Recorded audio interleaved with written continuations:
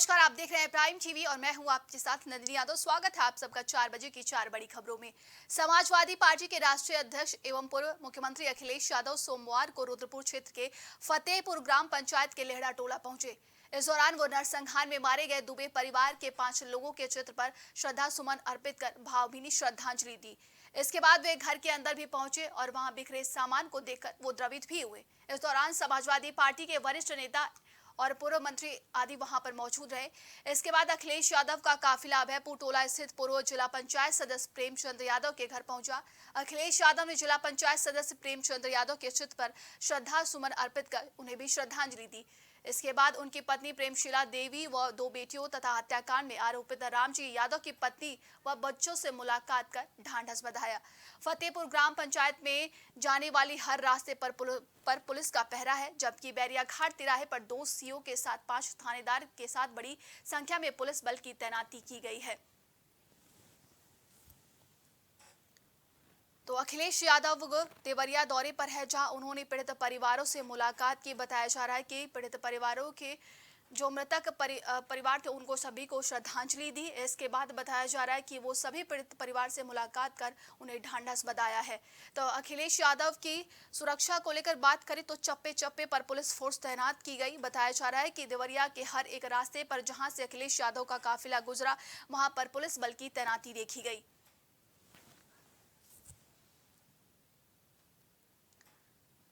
तो अखिलेश यादव देवरिया दौरे पर रहे। आप तस्वीरों में भी देख सकते हैं, उनके साथ तमाम मंत्री भी, पूर्व मंत्री उनके साथ मौजूद रहे। बताया जा रहा है कि दोनों ही परिवारों से उन्होंने मुलाकात की, सभी को श्रद्धांजलि दी। इसके बाद वो वहां से उन्होंने परिवारों को ढांढस भी बंधाया है। जिसके बाद अगर पुलिस फोर्स की बात करें, सुरक्षा को लेकर बात करें तो वहां पर चप्पे चप्पे पर पुलिस की तैनाती की गई थी। समाजवादी पार्टी के कई कार्यकर्ता वहां पर मौजूद दिखे, आप तस्वीरों में भी देख सकते हैं।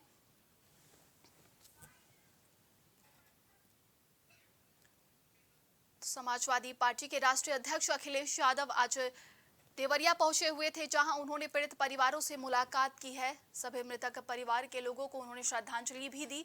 इसके बाद सभी परिवार को ढांढस भी बंधाया। बता दें कि कहा जा रहा है कि सपा प्रमुख अखिलेश यादव ने वो मंजर भी देखा जहां पर नरसंहार हुआ था। इसके बाद उन्होंने दोनों ही परिवारों को ढांढस बंधाया है। अगर पुलिस फोर्स की बात करें, सुरक्षा की बात करें तो व्यापक इंतजाम किए गए थे। तब चप्पे चप्पे पर पुलिस फोर्स की तैनाती की गई थी। अखिलेश यादव जब देवरिया पहुंचे तो वहां पर तमाम पुलिस फोर्स की तैनाती की गई थी।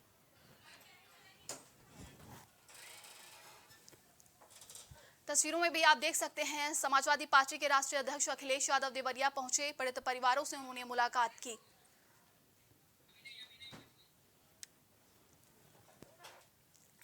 तो अखिलेश यादव का जहां से काफिला गुजरा वहां पर पुलिस फोर्स की तैनाती की गई। पीएससी के जवान वहां पर मौजूद रहे। बताया जा रहा है कि अखिलेश यादव ने दोनों ही परिवारों से मुलाकात की। परिवार जो मृतक लोग थे उन्हें श्रद्धांजलि अर्पित की और परिवार को ढांढस भी बंधाया है। और अब देखिए, देवरिया कांड को लेकर सियासत लगातार जारी है, वहीं परिवार पलटवार का दौर भी जारी है। ज्यादा जानकारी के साथ संवाददाता रवि जुड़ चुके हैं। रवि, क्या कुछ अपडेट है? अखिलेश यादव आज देवरिया दौरे पर है, उन्होंने पीड़ित परिवारों से मुलाकात भी की है। जी, आपको बता दें कि आज अखिलेश यादव दोनों मृतकों के परिजनों के पास गए थे और मृतक प्रेमचंद यादव के घर पे लगभग 2 घंटे उन्होंने समय दिया और परिवार वालों से मिला और परिवार वालों से शोकाकुल व्यक्त किया और बताया कि यह अगर सरकार यहाँ बुलडोजर की कार्रवाई करती है तो इसकी जनता जवाब देगी। अभी यार सतेंद्र जी रवि, देखिए अखिलेश यादव वहां पर पहुंचे थे, सुरक्षा व्यवस्था के व्यापक इंतजाम किए गए थे। अब अखिलेश यादव जिस तरीके से दोनों परिवारों से मिले, उन्होंने क्या कुछ कहा? जी, आपको बता दें कि दोनों परिवार के घर गए थे, लेकिन देवेश दुबे जो था वो सोशल मीडिया पे वीडियो वायरल हुआ था। उसमें कह दिया था कि मैं अखिलेश यादव से नहीं मिलूंगा, क्योंकि 2014 में मैं उनकी सरकार थी, तब से मेरा जमीनी विवाद चल रहा था, इसके चलते ये सब घटनाएं हुई। और आपको बता दें कि अखिलेश यादव मृतक प्रेमचंद यादव की पत्नी और उनके बेटियों से मिला और बेटियों से मिलकर काफी सांत्वना भी दिया और बताया कि अगर ऐसी कोई बात होती है तो हम आपके साथ खड़े रहेंगे। और सपा के कई दिग्गज नेता भी वहां मौजूद हैं। अब भारी संख्या में पुलिस बल भी तैनात कर दिया गया था चप्पे चप्पे पे, ताकि किसी प्रकार की कोई घटना ना हो। जी देखिए, कहा जा रहा है जिस तरीके से नरसंहार हुआ, सियासत भी जारी है, लगातार वार पलटवार भी हो रहे हैं। और अब देखिए, अब दो जातियों में बांट दिया गया इस पूरे नरसंहार को, यादव वर्सेज ब्राह्मण। जी नंदनी, आपको बता दें कि एक अपडेट बता दूं कि सुप्रीमो सपा अखिलेश यादव ने सबसे बड़ा बयान दिया है कि मैं पूरे परिवार का खर्चा देखूंगा, पढ़ाई से लेकर जितना भी खर्चा होता है लेने का जिम्मा लिया है अखिलेश यादव ने, और परिवार को कहीं ना कहीं इससे राहत भी मिली है। और आपको बता दें कि जो प्रशासन के इंतजाम है, प्रशासन के इंतजाम यहाँ 10 किलोमीटर एरिया की दूरी से लगाए, हर जगह प्रशासन अलर्ट थी और गाँव में अभी भीड़ उग्र होने वाला था, माहौल को किसी तरह प्रशासन ने शांत कराया। जी बताया जा रहा है कि अखिलेश यादव ने कहा कि वो परिवार का खर्चा उठाएंगे। किस परिवार का वो खर्चा उठाएंगे रवि? जी जी जी, आपको बता दें मृतक प्रेमचंद यादव जिसकी दुबे परिवार के घर के पास हत्या हुई थी, अखिलेश यादव जैसे उनके पत्नी और उनके बेटियों से मिला तो बताया कि मैं बेटी आप घबराओ मत, मैं आपकी खर्चा चलाऊंगा और शुरू से अंत तक आपकी जितनी भी पढ़ाई की खर्चा होगा मैं देने का कार्य करूंगा और आप लोग के हर इंतजाम मैं करूंगा। जी रवि, अभी आप वहां पर मौजूद है, कैसी स्थिति बनी हुई है गांव की और क्या लोग अभी बयान दे रहे हैं? जिस तरीके से आप कल भी गए थे, देखिए आपने पीड़ित परिवार से मुलाकात भी की थी, लगातार प्रेमचंद यादव के घर पर बुलडोजर चलाए जाने की बात सामने आ रही है। देखिए, इसमें कहीं ना कहीं जाति समीकरण सामने आ रहा है, यादव बनाम ब्राह्मण कहीं ना कहीं आ रहा है इसमें, और जाति को लेकर भी कई टिप्पणियां सोशल मीडिया में भी की जा रही है, कई पार्टी के नेता भी कर रहे हैं। और आपको बता दें कि इससे कहीं ना कहीं माहौल बिगड़ता भी नजर आ रहा था, लेकिन प्रशासन के इंतजाम से शांति व्यवस्था से अखिलेश यादव का ये काफिला भी चला गया और शांति व्यवस्था बना रहा। कहीं ना कहीं माहौल थोड़ा बहुत बिगड़ता दिखाई दिया, लेकिन प्रशासन ने उसको संभाल लिया था। जी, बुलडोजर एक्शन की बात करें तो क्या कुछ अपडेट है इस पूरे मामले को लेकर? जब इस विषय में सपा सुप्रीमो अखिलेश यादव से बात किया गया, बुलडोजर की कार्रवाई करने की बात की गई, तो सपा सुप्रीमो ने बताया कि अगर बुलडोजर की कार्रवाई होती है तो इसका जवाब जनता देगा। जी, तमाम जानकारी के लिए बहुत बहुत धन्यवाद आपका। जिम्मेदारी ये है, देखिए मैं जानता हूँ यार नवीन भाई तो परेशान और ये बात आप भी जानते हो, और जब मैं पहुंचा हूँ तो मैंने वो बाइट भी सुनी है, एक चैनल के माध्यम से कुछ खबर आई, हालांकि मैं सिग्नल या उसके नेटवर्क ना आने की वजह से मैं नहीं सुन पाया। जो बात मुझे समझ में आई कि वो परिवार नहीं मिलना चाहता, ये उसकी भावना है और उसकी बेटे की भावना नहीं हो सकता हो। कुछ ऐसे नेता हैं जो उसको समझा रहे होंगे कि तुम मत मिलना, तुम उनको नीचा दिखा दो, अपमानित कर दो। सवाल ये नहीं, हम किसी के भी दुख में शामिल होने आए हैं। इसीलिए मैंने कहा, आपने जब बुलडोजर से किसी की माँ और बेटी को जला दिया गया और बुलडोजर चल गया, आप उस परिवार के उस बेटे से मिलने नहीं गए। उस बेटे को इस सरकार ने ठंड में नंगा किया था। अरे हम तो कहते हैं उस बेटे से तुम क्यों नहीं गला मिलते हो जाकर, क्यों नहीं मिलते जाके सरकार? देखिए, मैं डीएम के स्टेटमेंट को मैं मानता हूँ। डीएम ने जो बात कही कि रिटेलिएशन में वो घटना हुई और उस समय किसके मन में, किसके दिमाग में क्या था, किस वजह से अंधकार छा गया और फिर उस घटना की वजह से घटना हुई है। और घटना वो भी गलत है, घटना ये भी गलत है। अगर ये सवाल आप पूछते हैं मासूमों के लिए, मासूमों की कभी जान नहीं जाती अगर प्रेम यादव की जान न गई होती तो। प्रेम यादव की जान नहीं जाती तो किसी मासूम किसी की जान नहीं जाती। आखिरकार सरकार क्यों इस बात को छिपाना चाहती है कि प्रेम यादव को भुला करके मारा, और किसने मारा, धारदार से कैसे मारा? और यही नहीं, आप बताइए सुल्तानपुर में क्या एक ब्राह्मण डॉक्टर को ड्रिल से नहीं मार दिया? ड्रिल से, क्या ड्रिल से नहीं मारा? क्या उनके परिवार के बच्चों को आपने गले लगाए? क्या उनके परिवार के सदस्य अस्पताल मिलने गए? क्या आपने सोशल मीडिया के लिए वो तस्वीरें खिंचवाई कि उनसे गले मिलते हुए तस्वीर खिंचा लें? मैं जानता हूँ दुख किसी के जाने का, किसी के खोने का। आज हम जरूर इस परिवार के साथ हैं या और लोग हैं, लेकिन जब वो अकेले बैठेंगे कभी याद आएगी उनके परिवार के सदस्य की, तो उन पर क्या गुजरेगी सोचिए आप। यहाँ बेटियां उसकी छोटी क्या बुलडोजर चलेगा? ये जनता रोक देगी बुलडोजर को। और सवाल ये नहीं है, सवाल ये नहीं है, एक मिनट रुक जाइए ना। सवाल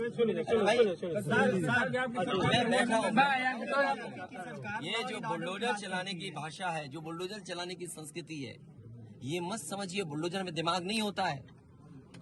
अगर बुलडोजर न्याय देने लगा तो अगली सरकार भी यही करेगी। इसलिए मैं सोचता हूं कि अगर आप योगी हैं, योगी की परिभाषा यही है, दूसरे का दुख अपना दुख समझे। आप अपना गिराते हैं तो मुआवजा लेते हैं। आपकी किसी की हिम्मत हो अगर ये बात की कि उन्होंने अपनी बिल्डिंग गिराई और कितने करोड़ मुआवजा उठाया, अगर आप इसे बुलडोजर चलाना चाहते हो तो उतना ही मुआवजा देना जितना मुआवजा आपने खुद लिया है सरकार से। हुए थे सरकार पर उन्होंने जमकर तंज कसा है।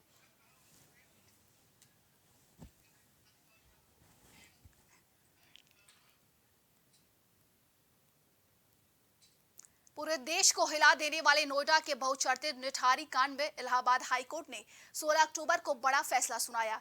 हाईकोर्ट ने सजा याफ्ता मनिंदर सिंह पंढेर और सुरेंद्र कोहली की अपीलें मंजूर कर ली। कोर्ट ने आरोपियों को सीबीआई कोर्ट द्वारा सुनाई गई फांसी की सजा को रद्द कर दिया। हाईकोर्ट ने दोनों आरोपियों को सारे मामले में बरी कर दिया। पंढेर की ओर से वकील मनीषा भंडारी ने दलीलें रखी।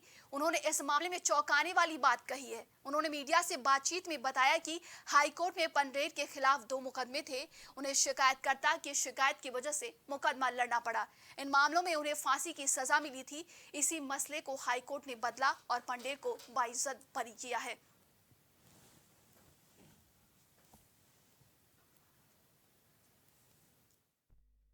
सीबीआई ने मनिंदर सिंह पंढेर के खिलाफ चार्जशीट नहीं दाखिल की थी, एक मुकदमा छोड़कर। बाकी सब में उनको एग्जोनरेट किया था। उसके बाद जो कंप्लेनेंट है उसके द्वारा दी गई एप्लीकेशन पर समनिंग हुई। उस समनिंग के बाद हमको मुकदमा फेस करना हुआ, जिसमें से एक में सजा हुई, फांसी हुई। वो फांसी की सजा ऑनरेबल इलाहाबाद हाई कोर्ट ने उसमें उन्हें बरी किया। उसके बाद 3 मुकदमों में उन्हें सेशंस कोर्ट से ही बरी कर दिया गया और तदुपरांत 2 मुकदमे ऐसे थे जिसमें फांसी की सजा हुई। वो फांसी की सजा के खिलाफ हम अपील में आए थे।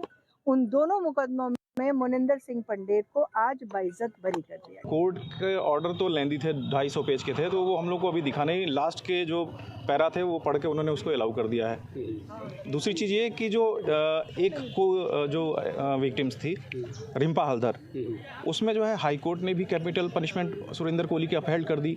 उसके बाद सुप्रीम कोर्ट ने भी अपहेल्ड कर दी। इसमें देखने वाली चीज़ ये है कि जो रिकवरी है और जो कन्फेशन है वो सब सेम है। मतलब सारे एविडेंस जो है हाई कोर्ट ने भी अप्रिशिएट कर लिए, कंसीडर कर लिए, सुप्रीम कोर्ट ने कंसीडर कर लिए। उसके बाद जो है वो अपहेल्ड हो गया सुप्रीम कोर्ट से भी। तो अब देखने वाली चीज़ ये है कि जब ऑर्डर आ जाएगा तब हम देखेंगे कि इसमें जज साहब ने क्या क्या जो है चीज़ें कैसे कैसे लिखी है। स्वीकार होना यानी सभी मामलों में बरी हो जाए। बिल्कुल जो है अभी तो अपील, इसका मतलब ही है कि एक्विटल हो गया है सबका। जानकारी के साथ संवाददाता सागर जुड़ चुके हैं। सागर, निठारी कांड में आरोपियों को बाइज्जत बरी कर दिया गया है। हाई कोर्ट ने मौत की सजा पर रोक लगा दी है। जी बिल्कुल, सबसे पहले नंदिनी आपको बताना चाहूँगा कि निठारी कांड बेहद ही एक चर्चित कांड बताया जा रहा था, क्योंकि ये 29 सितंबर 2006 को पूरा इस घटना का खुलासा हुआ था।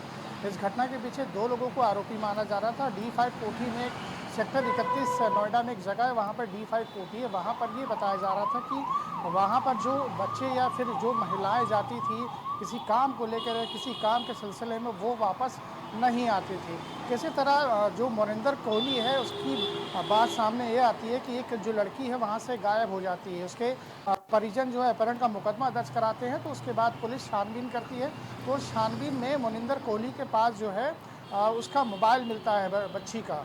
तो उसी वहीं से कड़ी दर कड़ी जुड़ती चली जाती है। वहाँ से फिर मनिंदर कोहली और सुरेंद्र से लगातार पूछताछ करती है पुलिस। उसके बाद से ऐसी घटनाएं सामने आ जाती जो हैरत अंगेज घटनाएं थी, क्योंकि यहाँ पर उन्होंने दोनों ने ये कबूला था कि वो बच्चियों को मार कर और खा कर, चाहे बच्चियाँ हों, चाहे लड़के हों, चाहे लड़कियाँ हों, चाहे युवक हों, चाहे युवतियाँ हों, उनको वहाँ बुला कर अपने घर में किसी नौकरी का झांसा देकर बुलाते थे। उसके बाद उनके साथ बलात्कार या फिर दुष्कर्म करने का प्रयास करते थे और दुष्कर्म करने के बाद उन लोगों को वो मार देते थे। मारने के बाद बगल के घर के बगल में पास वाले नाले में फेंक देते थे।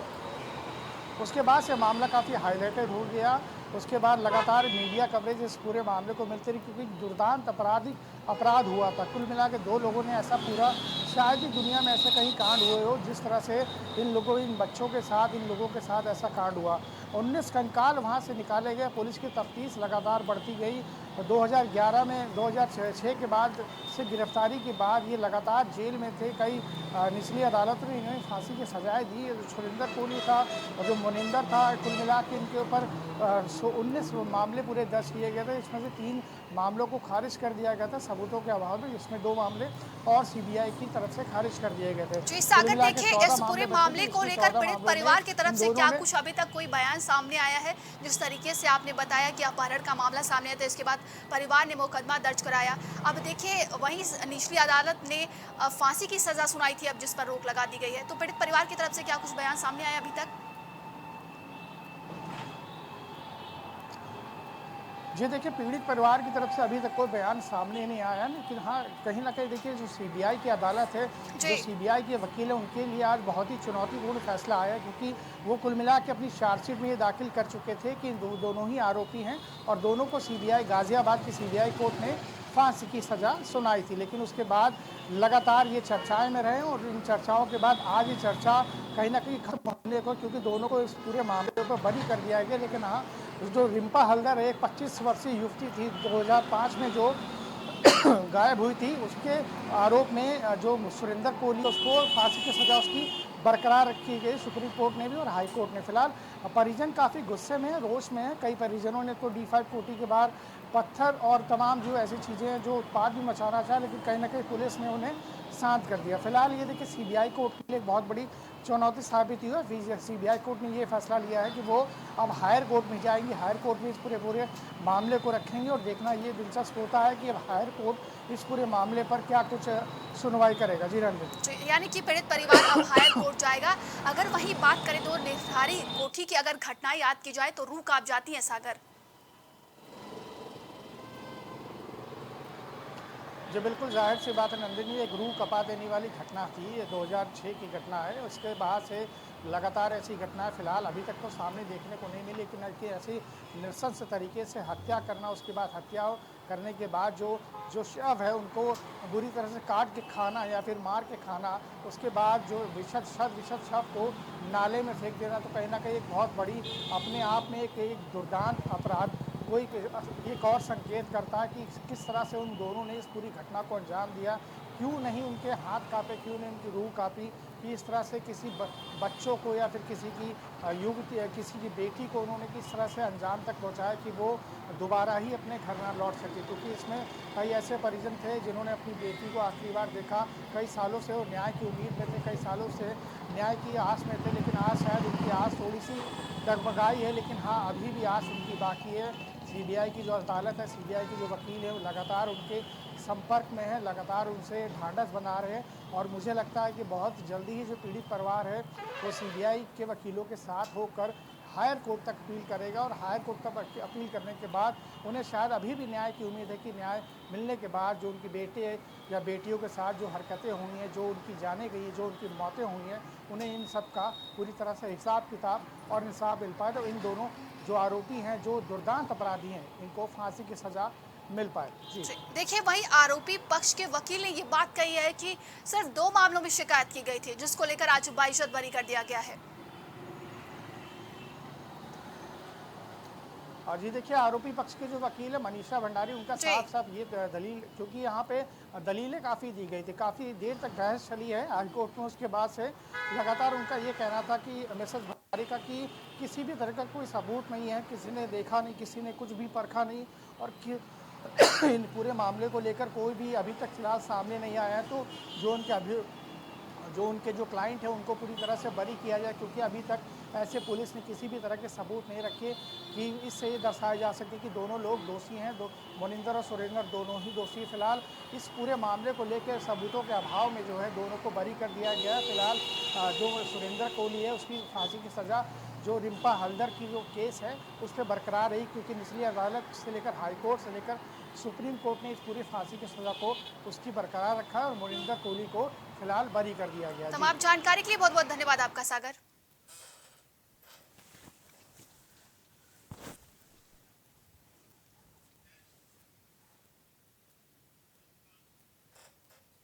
अंडरवर्ल्ड माफिया बबलू श्रीवास्तव को पुलिस सोमवार को 2 बजे के बाद इलाहाबाद जिला न्यायालय स्थित गैंगस्टर कोर्ट में पेश किया।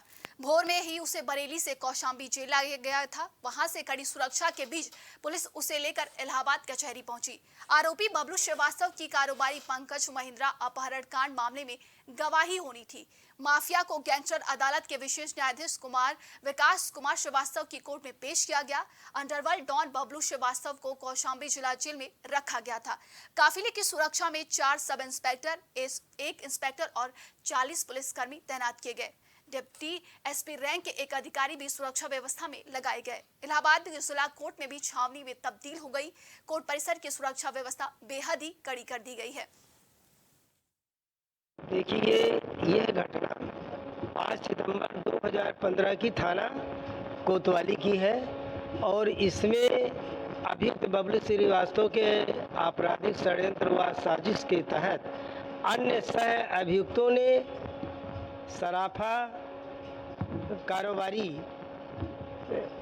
पंकज महिंद्रा का अपहरण किया गया था और पंकज महिंद्रा को पुलिस द्वारा जनपद फतेहपुर के अंतर्गत उसको एक कमरे से बरामद किया गया था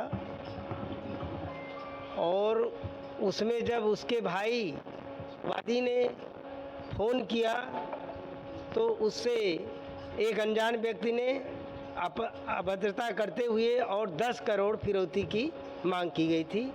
तो यह अभियुक्त बबलू श्रीवास्तव 10 करोड़ फिरौती के मामले में बरेली जेल से माननीय न्यायालय गैंगस्टर जज श्री विकास कुमार श्रीवास्तव द्वारा तलब किया गया था और आज अभियुक्त बबलू श्रीवास्तव बरेली जेल से पुलिस सुरक्षा में माननीय न्यायालय एडीजे सेकंड गैंगस्टर जज की कोर्ट में पेश हुआ और उसका अंतर्गत धारा 313 सीआरपीसी के तहत बयान माननीय न्यायालय द्वारा दर्ज किया जा चुका। ज्यादा जानकारी के साथ संवाददाता पवन जुड़ चुके हैं। पवन, बबलू श्रीवास्तव को आज कोर्ट में पेश किया गया है, क्या कुछ अपडेट है इस पूरे मामले को लेकर? जिस तरीके से बीते सन 2015 में सराफा कारोबारी पंकज महिंद्रा मामले में पूर्वांचल का माफिया कुख्यात बबलू श्रीवास्तव मुख्य आरोपी के रूप में सामने आता है और आज इसी मामले को लेकर एडीजे न्यायालय में आज बबलू श्रीवास्तव को कड़ी सुरक्षा के बीच पेश किया गया।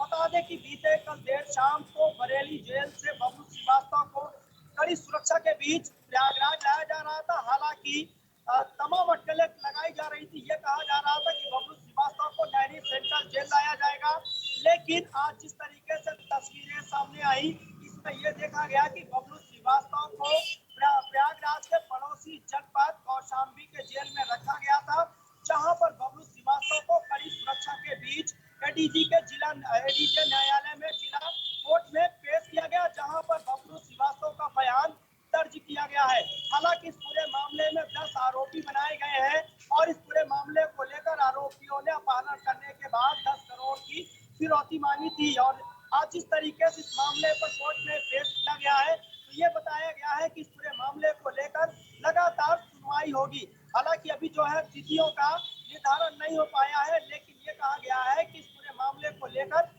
लगातार सुनवाई जिला कोर्ट में चलेगी। पवन, देखिए, सुरक्षा व्यवस्था की बात करें तो प्रयागराज में भी कैसी स्थिति देखने को मिल रही है?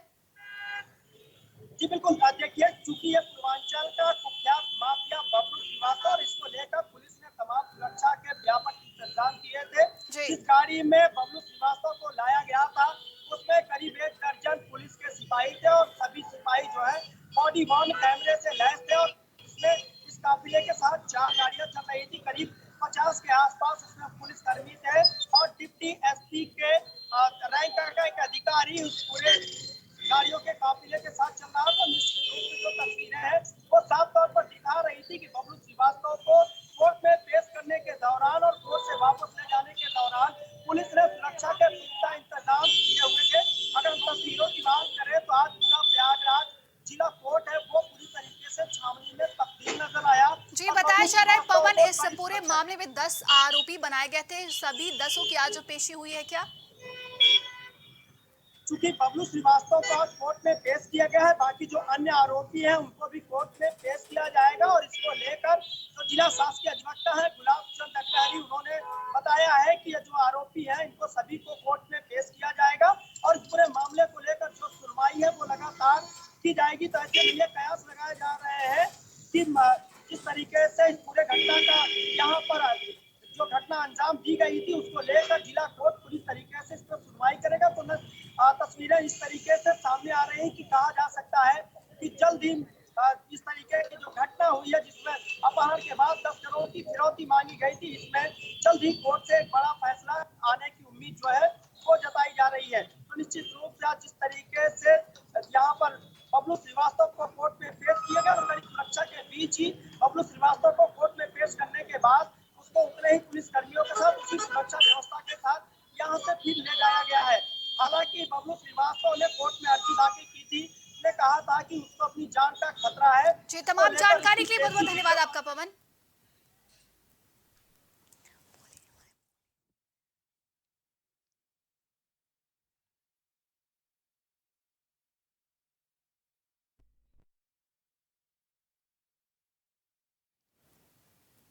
लोकसभा चुनाव 2019 में विपक्ष का गढ़ बन गई 14 लोकसभा सीटों पर जमीनी रिपोर्ट बनाने के लिए भेजे गए विस्तारक फेल साबित हो रहे हैं। बीजेपी की हारी हुई 14 लोकसभा सीटों में से 4 लोकसभा सीटों मुरादाबाद, संभल, लालगंज और मैनपुरी में काम सुस्त चल रहा है। वहीं इन सीटों पर अब तक विस्तारकों की पूरी रिपोर्ट नहीं मिली है। आपको बता दें कि कुछ लोकसभा में आधे ही काम की रिपोर्ट मिली। 7 लोकसभा सीटें ऐसी थी जहां बीजेपी का काम संतोषजनक मिला। भाजपा प्रदेश अध्यक्ष भूपेंद्र चौधरी और संगठन महामंत्री धर्मपाल ने इन लोकसभा में भेजे गए विस्तारकों को लोकसभा प्रभारी और संयोजकों से जवाब तलब किया। इन्हें नए सिरे से जल्द ही रिपोर्ट तैयार करने को भी कहा गया है। पार्टी लोकसभा चुनाव 2024 की रणनीति तैयार करने में जुटी हुई है। इसमें मिशन 80 के लक्ष्य को हासिल करने के लिए हर सीट पर पार्टी अलग रणनीति के साथ उतरने की प्लानिंग कर रही है। ज्यादा जानकारी के साथ संवाददाता विवेक जुड़ चुके हैं। विवेक, 80 मिशन को लेकर जिस तरीके से भारतीय जनता पार्टी लगातार तैयारियों में लगी हुई है, अब वहीं पर एक बात सामने आ रही है कि जो 14 रेड जोन सीटें बनाई गई थी, अब उस पर संतोषजनक कार्य नहीं मिले हैं।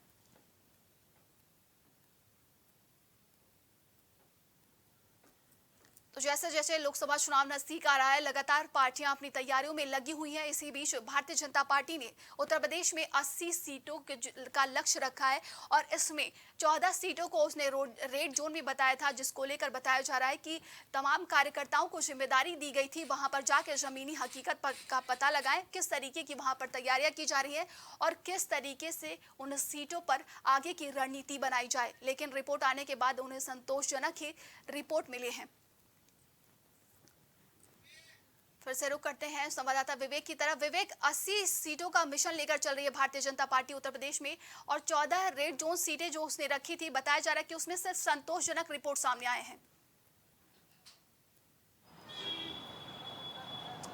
देखिए, अगर बात की जाए उत्तर प्रदेश में भारतीय जनता पार्टी कुल 80 सीटों पर एक लक्ष्य लेकर चल रही है, जिसे मिशन 80 का नाम दिया गया है। अगर बात करें तो इस मिशन 80 को पाने के लिए भारतीय जनता पार्टी की सरकार उत्तर प्रदेश सरकार में कई मंत्रियों को लोकसभा चुनाव में उतार सकती है। साथ ही साथ जिन 14 सीटों पर हारी थी उसके लिए एक अलग से रणनीति तैयार कर रही है और उन सभी सीटों पर बाकायदा विस्तारक रखे गए थे जो अपनी रिपोर्ट में बताएंगे कि इन 14 हारी सीटों को किस प्रकार से वापस लिया जा सकता है। लेकिन अगर बात करें तो कुछ सीटों को छोड़ दे तो तमाम ऐसी लोकसभा की बड़ी सीटें हैं जहां पे संतोषजनक रिजल्ट भारतीय जनता पार्टी को इस बार नहीं मिला है। वहीं कुछ सीटों पर संतोषजनक रिपोर्ट प्राप्त हुआ है। वहीं इन 14 में से 1-2 सीटें ऐसी भी हैं जहां के विस्तारक ने भी अपनी रिपोर्ट सौंपी नहीं है। तो ये 14 सीटें लोकसभा चुनाव में भारतीय जनता पार्टी के लिए काफी महत्वपूर्ण साबित हो सकती है। नंदनी, अगर बात करें तो मैनपुरी, संभल जैसे बड़े लोकसभा सीट जहां पे समाजवादी पार्टी का वहां पे सांसद है, ऐसी सीटों को जीतने का मंसूबा भारतीय जनता पार्टी ने लिया है, लेकिन यहाँ पे काम जो है वो संतोषजनक नहीं हो पा रहा है। जी, क्या लगता है अब इन सीटों को जीतने के लिए क्या कुछ रणनीति बनाई जा सकती है आगे? देखिए, अगर बात की जाए तो गोरखपुर, प्रयागराज, कानपुर, मथुरा ऐसे शहरों में की लोकसभा सीटों में अगर बात की जाए तो यहाँ पे नए लोगों को टिकट दिया जा सकता है, यानी मान के चला जा सकता है कि गोरखपुर से रवि किशन का टिकट काटा जा सकता है। साथ ही साथ अगर बात करें तो कानपुर की बात करें तो उम्मीदों के मुताबिक जिस प्रकार से अगर बात कर रहे हैं, खबरें निकल के सामने आ रही है कि डिप्टी सीएम ब्रजेश पाठक को वहां से उम्मीदवार बनाया जा सकता है लोकसभा सीट के लिए। साथ ही साथ अगर बात करें तो कुछ सीटों पर अभी भी मंथन चल रहा है कि किस प्रकार से विस्तारक अपनी रिपोर्ट दें। उसके बाद अगर बात करें तो क्या निर्णय उस सीट के लिहाज से निकल के आता है, जो रिपोर्ट के हिसाब से विस्तारकों को देना होगा, इस पर भी मंथन होगा, क्योंकि इन 14 सीटों पर भारतीय जनता पार्टी का फोकस बहुत ज्यादा है। इसके अलावा अगर बात करें जो अमेठी की सीट है, रायबरेली की सीट है, इन सीटों पर भी भारतीय जनता पार्टी लगातार फोकस करे, क्योंकि स्मृति ईरानी अमेठी से सांसद है, राहुल गांधी को हराकर यहाँ पहुंची थी, तो उनके सीटों पर भी भारतीय जनता पार्टी को मंथन करना ही होगा। तमाम जानकारी के लिए बहुत बहुत धन्यवाद आपका।